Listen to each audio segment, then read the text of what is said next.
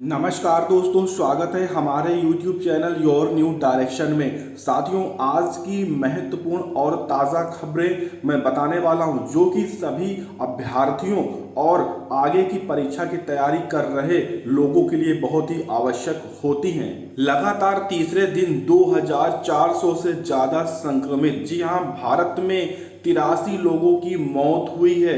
अब तक 11,762 लोग ही केवल ठीक होकर अपने घर जा चुके हैं और रिकवरी रेट की अगर बात करें तो 27.50% ही रह गया है। यह संक्रमण पिछले 3 दिन से 2000 के पार हो रहा है भारत में। और यहाँ पर आप देख पा रहे हैं, 2 मई को 2411 थे, 3 मई को 2487, 4 मई को 2573। इस प्रकार से कुल 3 दिन में ही मामले लगभग 8000 के आसपास निकलकर आ रहे हैं। अच्छी खबर आ गई है विभिन्न प्रकार की शिक्षक भर्तियों के लिए, जिनके आदेश रिजर्व हैं या जिनकी सुनवाई होनी है। जी हां, शुक्रवार से खुली अदालत में सुनवाई की जाएगी। सामान्य तौर पर सुनवाई होगी।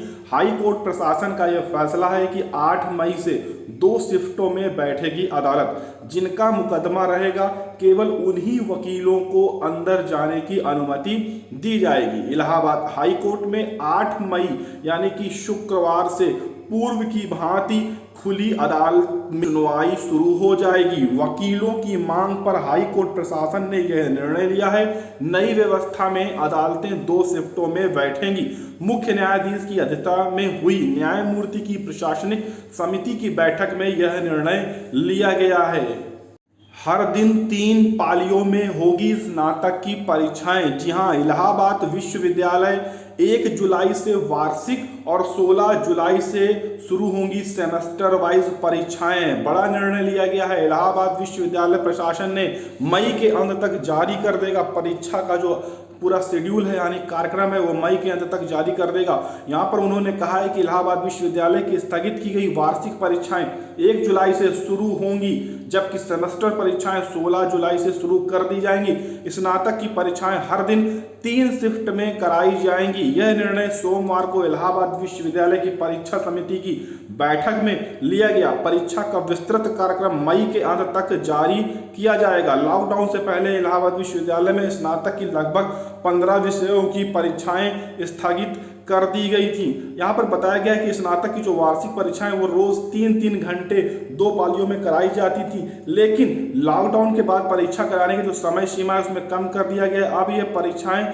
3 की बजाय 2-2 घंटे कराई जाएंगी और एक दिन में 3 शिफ्ट में ये परीक्षाएं कराई जाएंगी। यहाँ पर मास्क पहनना अनिवार्य होगा।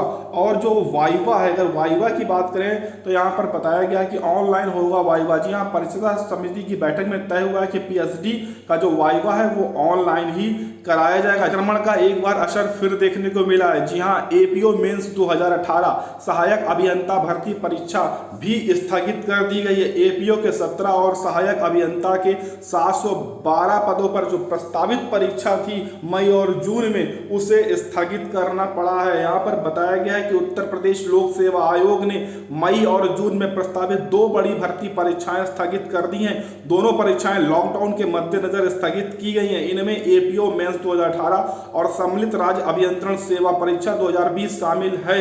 ये परीक्षाएं कोरोना संक्रमण के बढ़ते प्रभाव को देखते हुए स्थगित की गई। यहाँ पर बताया गया कि 16 मई को एपीओ मुख्य परीक्षा प्रस्तावित थी, इसलिए उसको स्थगित करना पड़ा।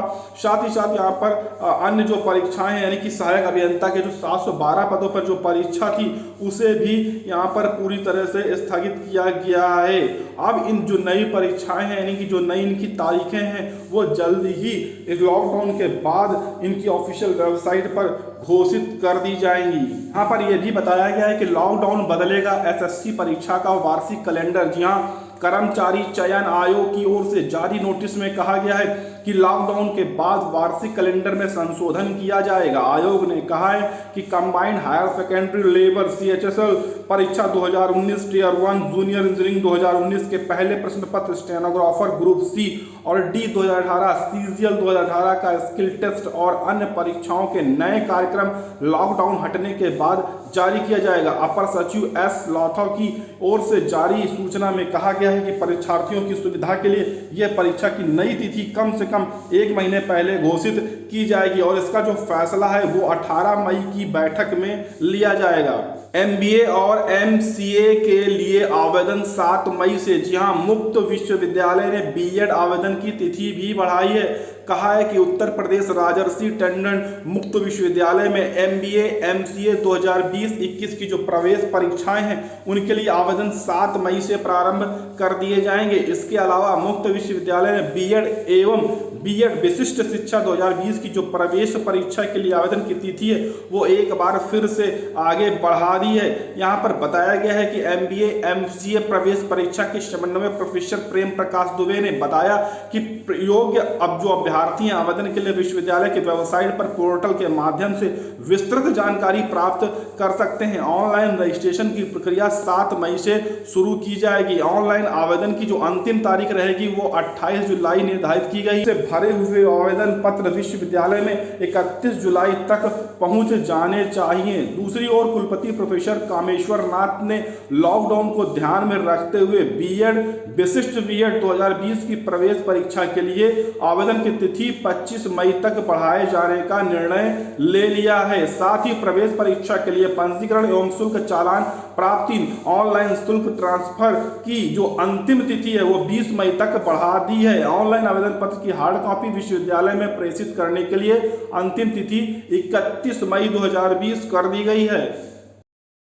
31 मई को होने वाली सिविल सेवा प्रारंभिक परीक्षा भी टल गई। जी हाँ, कोरोना संक्रमण के चलते इस पर भी प्रभाव पड़ गया। संघ लोक सेवा आयोग 20 मई को फिर करेगा हालात की समीक्षा और उसके बाद फिर से नया निर्णय लेगा। संघ लोक सेवा आयोग ने 31 मई को होने वाली सिविल सेवा की जो प्रारंभिक परीक्षा है उसे फिलहाल अपने फैसले में सोमवार को फैसले में स्थगित कर दिया है और अब अगली जो परीक्षा की तारीखें हैं वो 20 मई को एक बार फिर से समीक्षा बैठक होगी। उसमें फिर से निर्णय लिया जाएगा कि यह परीक्षाएं अब कब कराई जा सकती हैं।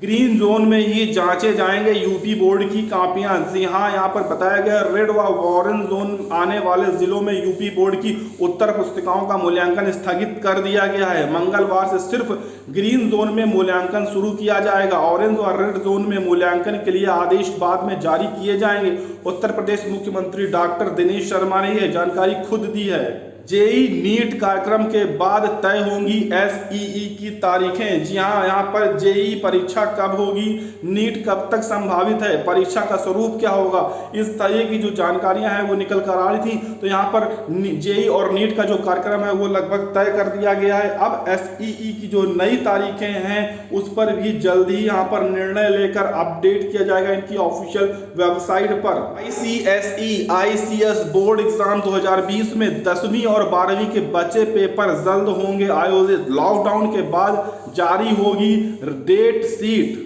यहाँ पर बताया गया है कि 10वीं और 12वीं की बची हुई परीक्षाओं को लेकर जारी नए अपडेट के अनुसार परीक्षाओं का आयोजन जल्द ही किया जाएगा और परीक्षाओं के शुरू होने किए जाने की निर्धारित जो तिथियां हैं वो 8 दिन पूर्व ही सूचना उपलब्ध करा दी जाएगी। DET परिणाम 2020 घोषित कर दिया गया है। यहाँ पर आप बताया गया है नेशनल इंस्टीट्यूट ऑफ डिजाइन ने bachelor of design graduate diploma programme in design के प्रवेश के लिए आयोजित डिजाइन एप्टीट्यूड टेस्ट का परिणाम अपनी आधिकारिक जो वेबसाइट है उस पर घोषित कर दिया है।